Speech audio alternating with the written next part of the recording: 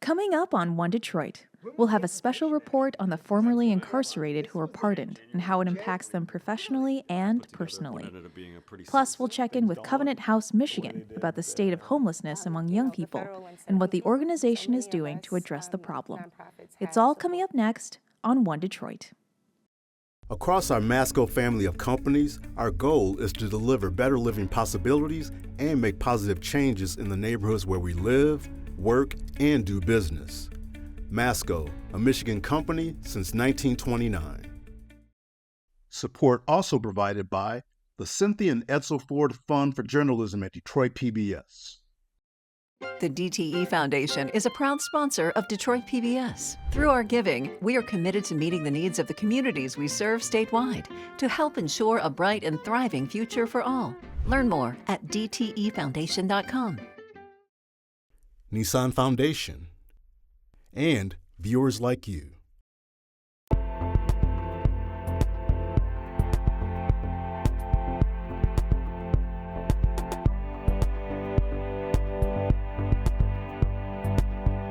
Today, we're taking an in-depth look into pardons for the formerly incarcerated. Here in Michigan, the governor has the power to grant pardons, which removes a conviction from a person's record. According to the National Restoration of Rights Project, Michigan ranks in the bottom fourth of all states granting pardons. One Detroit contributor Mario Bueno and senior producer Bill Kubota talked with criminal justice experts and the formerly incarcerated about how pardons can help relieve the stigma of having a criminal past.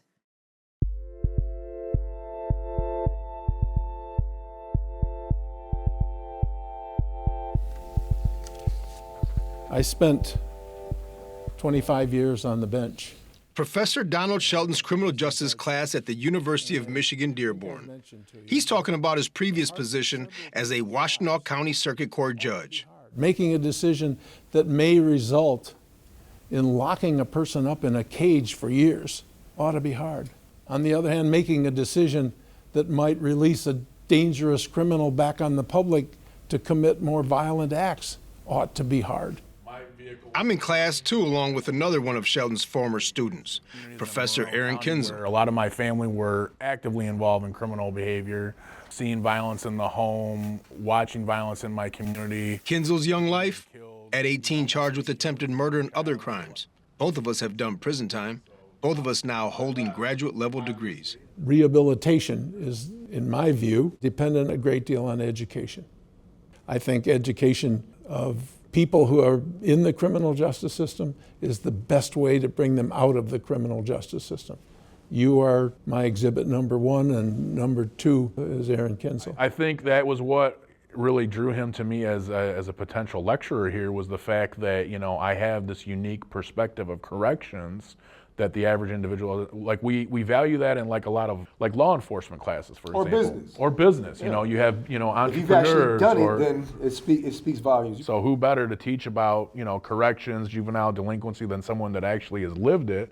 I've also studied it at the graduate level as well, but like, this is something I intimately know. For Kinzel, support from Shelton helped in his pursuit of his doctorate. Academia tends to be a closed society. It is populated primarily by people who don't look like you, who don't come from the background that you do, who don't really look like our society. It's by people who have spent their entire life in academia. You come in with that scarlet C for convict, and you need a champion if you're going to find a place in this academic community that is not receptive to you. To the schools that I continue. Aaron Suganuma, he felt the pain of that scarlet letter C. So I will say that one of the schools I ended up withdrawing my application for, one of the graduate schools, because there were so many layers to the records that they wanted from the different courts and jurisdictions and all that kind of stuff. All pertaining to your felony. Correct. Suganuma would get his master's in social work from Eastern Michigan University. Now he's working at the Washtenaw County Sheriff's Office, coordinating programs helping prisoners with their reentry. At the age of 22, at a time when I was having a lot of struggle in my life, I participated in an armed robbery and ended up going to prison for 4.5 years. And how old are you today? I'm 42. You're 42, so that was 20 years ago. That's correct. A lot of my life ended up revolving around drugs and just trying to self-medicate. Probably, depression and anxiety. Despite his advanced degree, he still found his past holding him back. He applied to the state of Michigan for a pardon, asking the governor to remove his criminal convictions from the books. When was the application, actually? Is this That's the date when of I the applied. This was the January 3rd, 23. Really? I put together what ended up being a pretty significant packet. My references, accomplishments, those kinds of things, explanations of my offenses, what's been done since. I submitted that to the parole board, and that ends up getting reviewed by the parole board. So I applied January 23. I didn't hear back from them until, I don't know. I feel like it was like a year or something like that. Governor Gretchen Whitmer granted his pardon last year. Before the pardon, his felony record stopped him from traveling overseas, and it restricted him from some of the things he'd like to do in his family life. With my record, I wouldn't be able to be a chaperone for my daughter's school trips, right? Anytime that I wanted to get involved with anything, the school's going to do a background check. When I'm sitting at the bus stop talking to all the other dads and parents about the different things that they're getting involved in, we're going to go to the zoo, or we're going to go to the library with the kids, next week, and those kinds of things.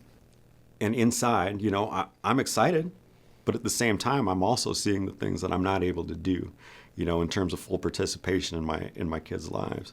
We really have to question what we're doing when we send people to prison for a long time in the first place, and then, burden them with all of these limitations on how they can engage in civil society after that point. Michigan State University law professor Quinn Yeargain supports pardons like Siganuma's. He sees it as a part of a toolkit that can help remove that scarlet C. A pardon? Something only the governor is empowered to do. The most recent Michigan pardon came in October 2025 for Liu Yang, a Lansing area Hmong refugee detained by Immigration and Customs Enforcement. He'd been convicted of attempted home invasion in 1997 when he was 19. Since then, Yang has become a community leader and is president of the Hmong Family Association of Lansing. Records show earlier this year 4 other pardons were granted, along with 4 commutations. The difference between pardons and commutations. What is the difference? Well, a pardon is usually something that totally wipes away conviction, the legal force of the conviction. It's not always a statement that somebody is innocent, but it's a statement that the conviction no longer stands. A commutation is usually something that eliminates the rest of somebody's sentence or eliminates a condition of the sentence or something like that. So somebody could be released from prison with a commutation, but the conviction could very well still be on their record. While pardons made at the federal level by Presidents Biden and Trump have become controversial because of their political implications, it seems there's less talk about pardons at the state level these days. The Restoration of Rights Project, based in Washington, D.C., has been looking at data from across the country, rating states by the frequency of their pardons. In a typical year, it's probably fair to say that we have a couple thousand pardons, perhaps. Some states are, not contributing to that at all, and some states are, churning out several hundred a year, depending on, a whole bunch of different variables. And where does Michigan fall on that spectrum? Very low. There are some pardons in Michigan, but it really doesn't stack up compared to the number of people who are incarcerated in Michigan under, state criminal charges. It's a drop in the bucket. The Restoration of Rights Project puts Michigan at the bottom 4th of the scale when granting pardons. The Michigan Department of Corrections reported that more than 200 pardon applications have been received in the past 7 years Whitmer has been in office. Of those, a total of 14 pardons, including Liu Yang, have been granted. Meanwhile, thousands of Michiganders continue to carry the stigma of being a convict long after they're out. The governor declined to speak to us, but I did talk with Pete Martell, a law school graduate, now on leave from a public policy and sociology PhD from the University of Michigan Ford School. Who makes the litmus test for those like yourself that are just trying to move on, move forward? Yeah, it's really a cultural, kind of sociological question about who has power to prevent people from moving.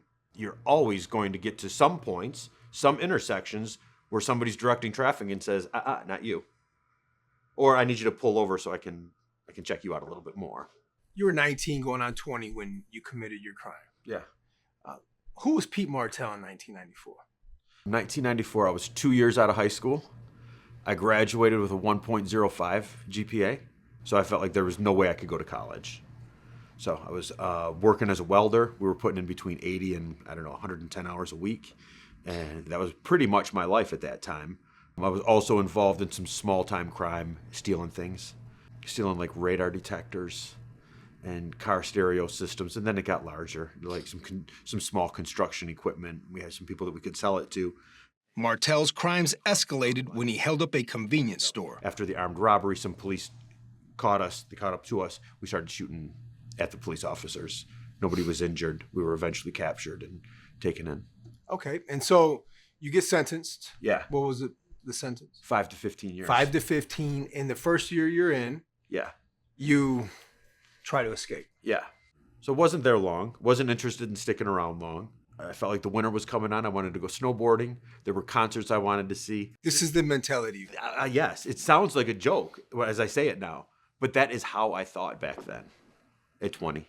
Maybe I was 21. When he got out of prison, he excelled as an undergraduate with a strong grade point average, doing well on his law school admissions test. When he applied to law school, there was a problem. And then they said, no, it's not your numbers. Your numbers are fine. It's your felony convictions. He tried Wayne State. He got in, and he did well there. And I didn't take the bar exam until February of 17. Took the bar exam, passed the bar exam, and then I was waiting on character and fitness. And from the time that I applied for character and fitness for admissions to the bar, about 2 years had passed. I ended up withdrawing. So they didn't say no. So wait a minute. So you withdrew? I withdrew.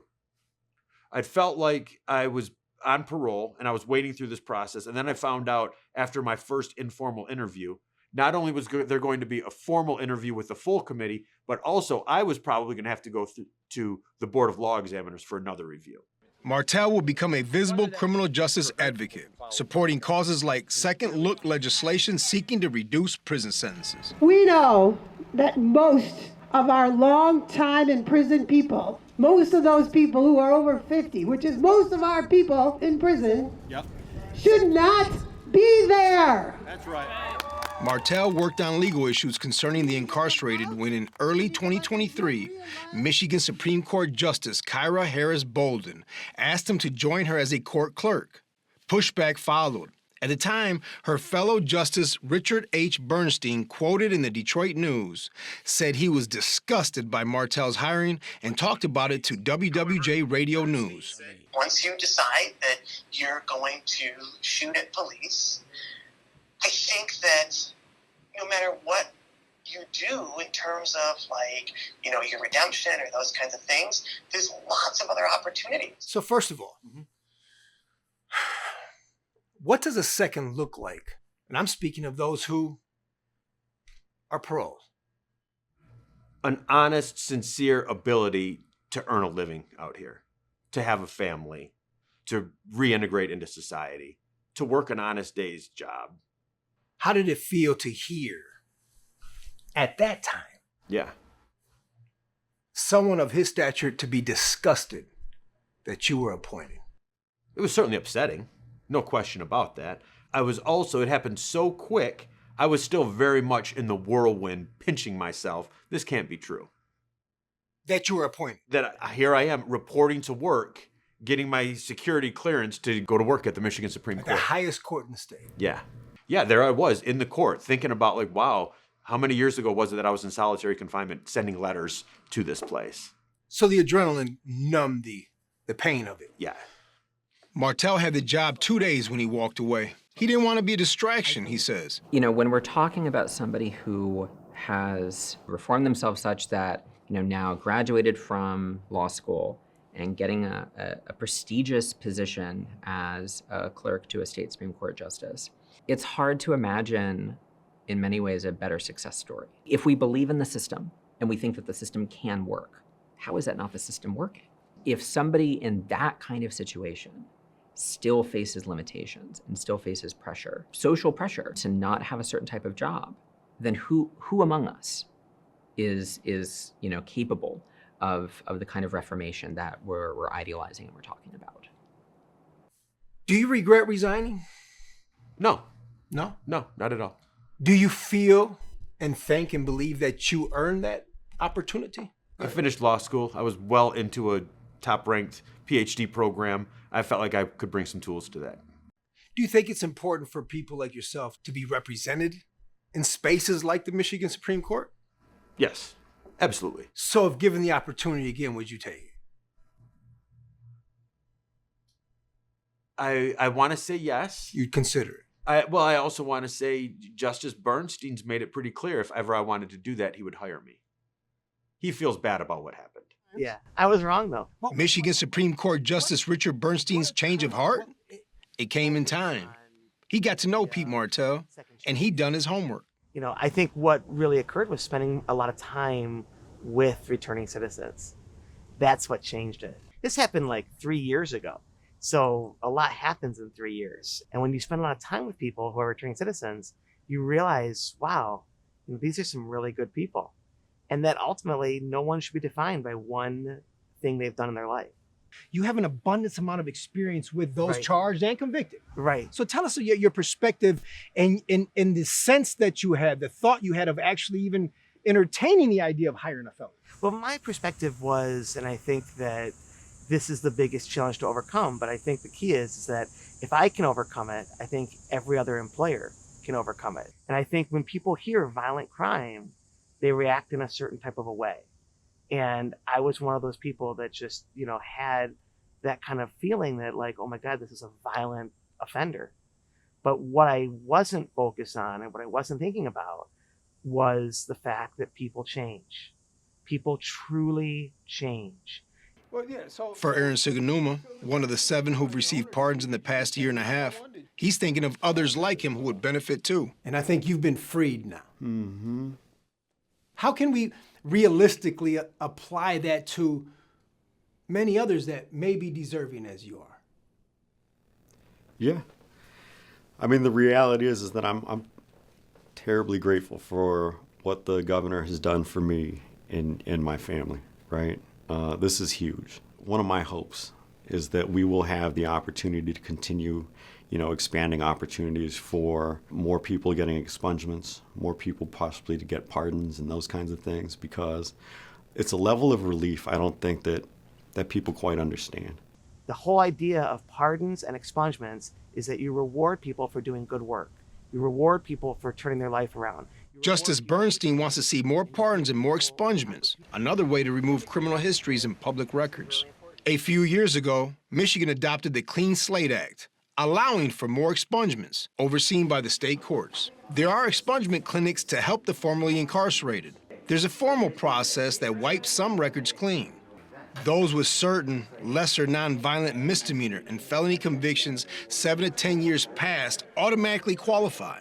Many thousands have received expungement so far, but for those with more serious, violent crimes, they won't be eligible unless the rules change, or more pardons can be issued by the governor. And you have to do pardons as much as possible.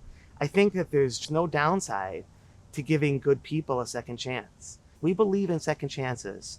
You've got to give people expungements, and you got to give people pardons, because they're going to run into the same problem that we had with me, is that they're going to run into someone that's just going to see the violent act and isn't going to see the person as a whole. Justice Bernstein said some of the positions he's taken regarding returning citizens could be used against him when he's up for re-election. He expects there will be claims he's soft on crime, but he said something needs to be done to make the process better.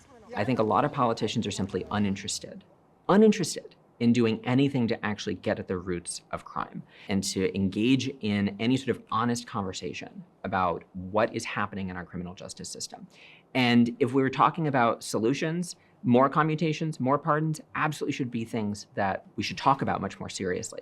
An automatic process whereby, somebody who has, been convicted of at least certain types of crimes and has, since being released from prison for a certain amount of time, has not engaged in crime again, that it's difficult to imagine why that person should still be burdened with having a felony on their record or something like that. That's a tough conversation to have. It's a conversation that I would like us to be able to have as a country without devolving into inflammatory rhetoric or anything like that and fear-mongering. But fear-mongering sells and fear-mongering buys votes at the same time. And I'm not optimistic about our ability to have that conversation. When we talked to Pete Martell earlier this year, he was with the American Friends Service Committee fighting for change in Michigan's prison system.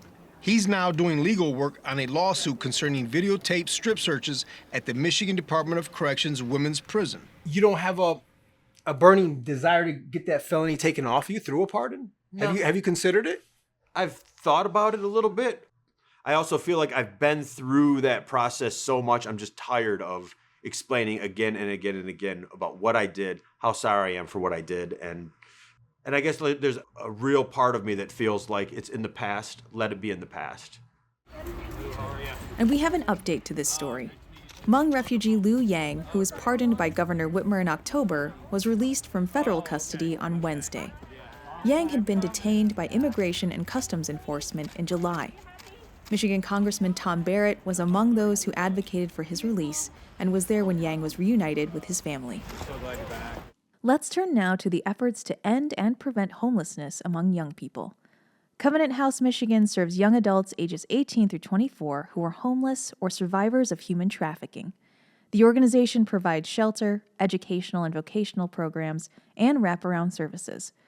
One Detroit contributor, Stephen Henderson of American Black Journal, sat down with Megan Dunn, the CEO of Covenant House, Michigan, and one of the agency's residents, Layla.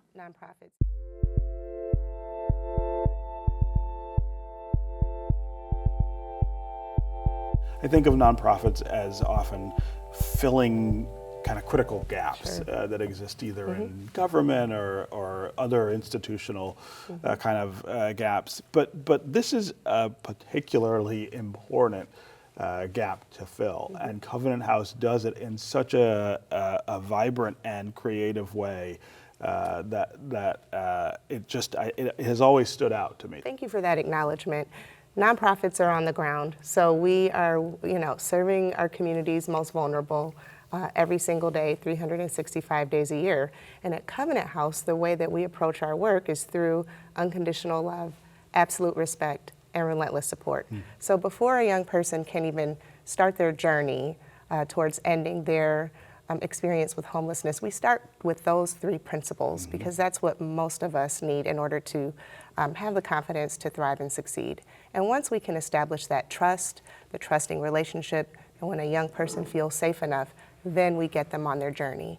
The outcome is stable housing. The outcome is that they can go on to live independently, but the journey to get there starts again in those first few hours that they arrive at Covenant House. We can help them, from a mental health standpoint, over 75%, not just of Covenant House residents, but 75% of young people in general that are experiencing homelessness also experience some issues around mental health challenges. Sure. Yeah. So Layla, you're one of the people who is part of the Covenant House family. Tell us a little about how you came to be at Covenant House and what you found since you've been there. Not to get too deep into the story, but it was definitely something that I was looking for in an emergency. I really needed help at the time, and I didn't really know where to turn. It goes with the codependency of, just being younger and everything, and so when you don't have that, you don't know where to go. So it definitely helps. Being there, it gives you a place of stability, and I really like that. Yeah. How did you even hear about Covenant House, or how did you find it? A Google search, really. Is that right? It was a very quick moment. It wasn't no plans or anything.